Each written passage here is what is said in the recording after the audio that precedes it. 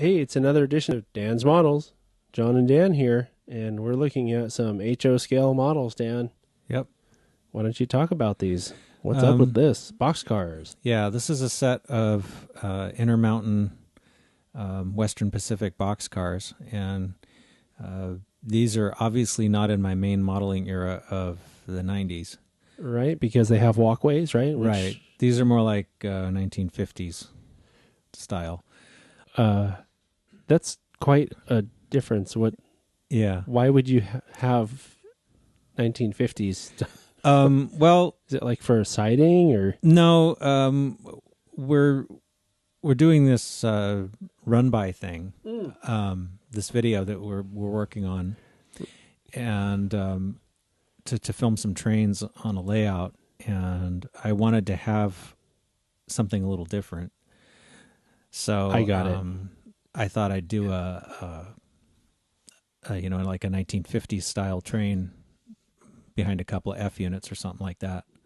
So, but I didn't have a lot of rolling stock from that era. So I've been buying and building some, and these cars are actually all kit built.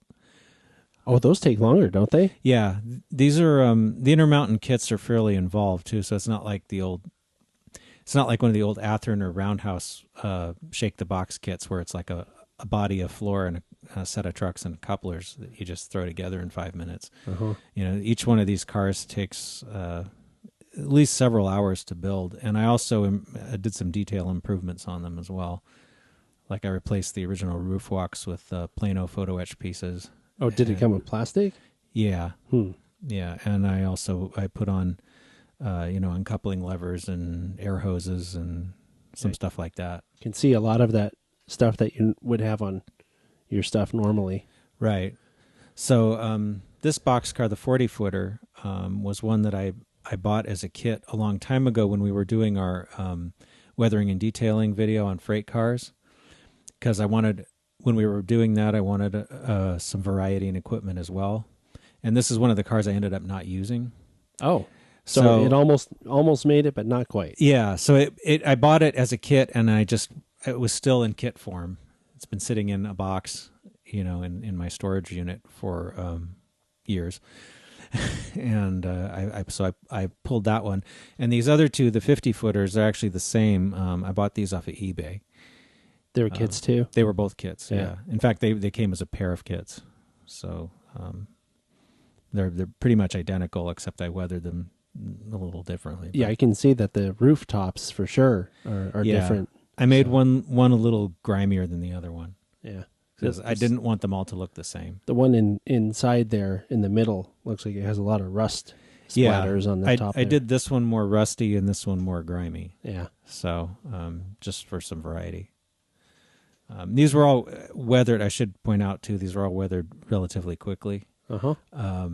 Because I had a lot of cars to do. I don't know, looking at them, if I could tell if it was done quickly or not, because they look, pretty much like what a lot of your other stuff looks like. Yeah, well, thanks. Yeah. So, yeah, Western Pacific is one of my favorite logos. Yeah. The Feather River Canyon logo. I kind of did a lot of WP because I have WPF units. So yep. I didn't do I have other railroads too, but there's a heavy WP emphasis with the rolling stock. So anyway, this car is mostly stock out of the box, except for the roof walk, like I said, and some of the details. But it's a pretty detailed kit. I mean, it has separately applied ladders and grabs, and the tack boards are loose. You can put those on where you want it. I got some photos of cars kind of similar to this one and use that as a pattern to where to put the tack boards and things. Looks plausible. Yeah, and it's got underbody detail. I also added weight to the cars so they all have the proper weight, or maybe even a little over. That'll make the trains look better because they won't be jumping around. Right, and I also bouncing. put I think the kits had come with plastic wheels, and I put metal wheels on them.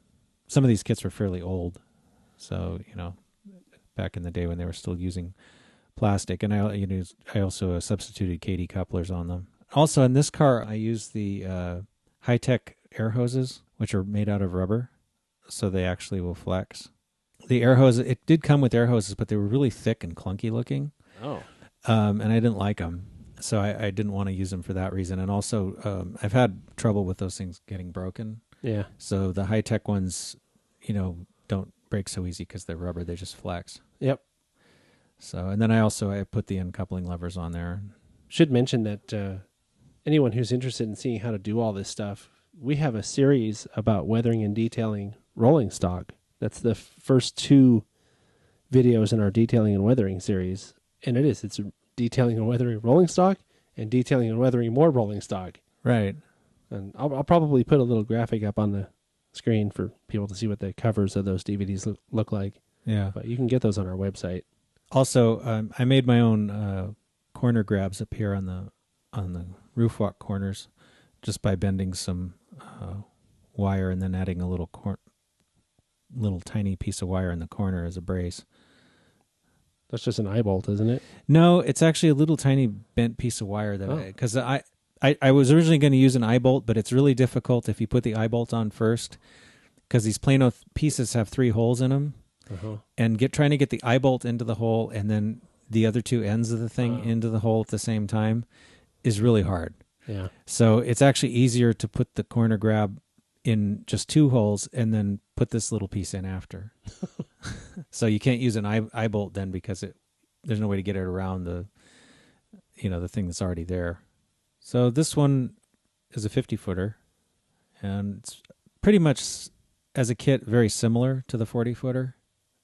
It's got the same kind of details. I pretty much did the same things to it. It looks like the doors open, do they? No, they don't. Were they separate pieces? They were. Oh, so you could install them as semi... You could, yeah, you can open them if you want. I didn't, because I added weight inside the car. Oh, right. You don't want to see that. Yeah. Yeah. Plus, I didn't want to have to worry about painting the floor and that kind of stuff. Some of the cars do actually, not these particular kits, but sometimes these kits will have the ability to set up the doors to be openable. Yeah. But this one didn't. Then you put die-cast hobos in it. Yeah, you could. You could. Right? Yeah. But be your weights. Anyway, yeah. So I mostly weathered these with powders for the most part. And so I went a little more rusty on the top with this one. I didn't want to make them look too decrepit, because if these are supposed to be back in the day, they wouldn't have looked like they were going to the boneyard. Right. And railroads actually took a little bit better care of their equipment back then too, I think, in a lot of cases. So I think they employed more people back then. Another thing, some of these cars, I had a bunch of 88 tread Northwest Shortline metal wheels laying around, because back before I knew any better, I bought a bunch of these wheels and had them on cars that really should have had 36-inch wheels. And later I corrected that, but then I ended up with a pile of wheels in a storage bin. So as I was building these cars, I used a lot of those wheels. And, They're just wider, aren't they? Well, the normal... Or is the flange deeper? It's the wheel tread is narrower. It's more like the prototype than some of the cars have a wider wheel tread. Mm-hmm. So these look better. So since I wasn't doing anything with them anyway, I figured I might as well use them. Yeah. And I also on a lot of these cars, the coupler boxes that they came with are meant to be glued on, and there's really no way to open them once they're in, and I didn't like that, so I basically got rid of that and just used KD coupler boxes. Those screw in, right? Yeah, I actually drilled and tapped holes for the screws, and also the truck screws. It came with truck screws, but they were not machine screws. They were like wood screw kind of things, and I after trying to use them a couple of times, I noticed that sometimes they would split because they go into like a plastic tube, and they would destroy it. That's a very bad design. Yeah, well, I think part of it too, maybe these kits are really old and maybe the plastics become a bit brittle. Oh, but anyway, I drilled and tapped them for a 256 machine screw, and then just used that, and that's worked pretty well. The coupler boxes, I also had to shim them down because they were too high. Yeah. So I shimmed like by putting an 020 piece of styrene between the coupler box and the car body to lower the coupler just slightly. So a little bit of a modification, but not too much.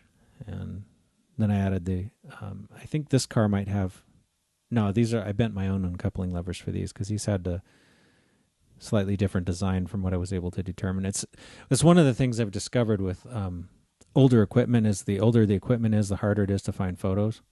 For sure, yeah. Yeah. It's not like nowadays where people have digital cameras and they can take 85 photos of a freight car. In 10 seconds. Yeah. Right. Right. Yeah. I mean, think of it back then. Yeah. Even back in the 70s and 80s, it was very expensive to take pictures because you had to pay to have it developed and all that, So, shoot, in the 50s, it was probably even more cost prohibitive. Yeah. Yeah. So you don't, usually when people did take pictures, they were of locomotives or something more interesting than a boxcar. But I liked these because the feather, it's one of the things about WPs. They had all these different paint schemes, and some of them had the feathers on them. And what's DF? Damage free. That's probably it's equipped with a lot of boxcars. Well, used to be and still are equipped with interior fittings to help keep the loads from shifting so much. Yeah. Oh, and finally the grimy one.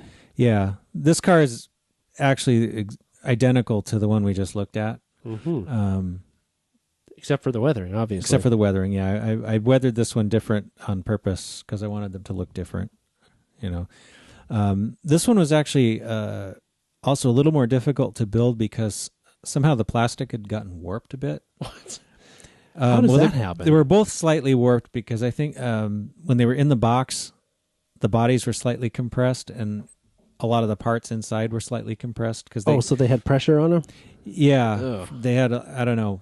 But That's bad. The bodies were bowed, and then on this one, a lot of the parts inside were bowed. So it's hard to see now, but these doors actually bulge out a little bit on this car, which there are box cars like that have, when the doors get old and they've been abused by forklifts and stuff, sometimes they don't always, more realistic than you wanted it to be. Yeah.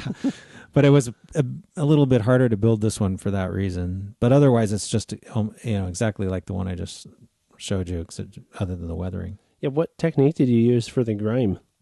It's just powders. Oh, okay. So instead of rust-colored powders, you're using a gray black. or something? Oh, black? Yeah. On this car, I used black. Yeah. And I basically, I actually found a photo of one of these online that was from a later time, and it was even grimier than this. I mean, the one in the photo, it was so black you could almost barely see the WP and then the feather. So I didn't want to take it to that extreme, but I tried to make it look like it was on its way there, kind of thing. But again, not doing a whole lot of really decrepit looking stuff to this car. I just wanted to make it look dirty, but, serviceable. In the 50s, cars that are from the 50s were new and they looked new. Yeah. Just like cars now, I mean, aside from the worthless tagging and vandalism on them, look new now. Right. So, and I think that's a mistake that a lot of people make is to think, oh, well, it's 70 years old or 60 years old, so I'm going to make it look very bad. And it didn't look like that back then, Yeah. So it's funny to think it that way. Like I'll be driving down the freeway and I'll see some old car and I will think that, oh, well, I wonder, what it looked like when it was new. It was probably like you see a new car, you think, oh, it's a new car. That's what that was, one day. So it's just that perspective. It's a little tricky sometimes. Yeah. All right. Well, hey, it's funny because when we first started talking about these, I'm thinking, oh, boxcars, this will take a minute. And we talked about them quite a bit. So yeah, and they're very plausible. Like if you get these in the right light, in the right setting, and take an outdoor picture, it would be hard to distinguish these from the real thing. So, all right. Hey, we'll catch you next week on Dan's Models. So see you then. Yeah. See ya.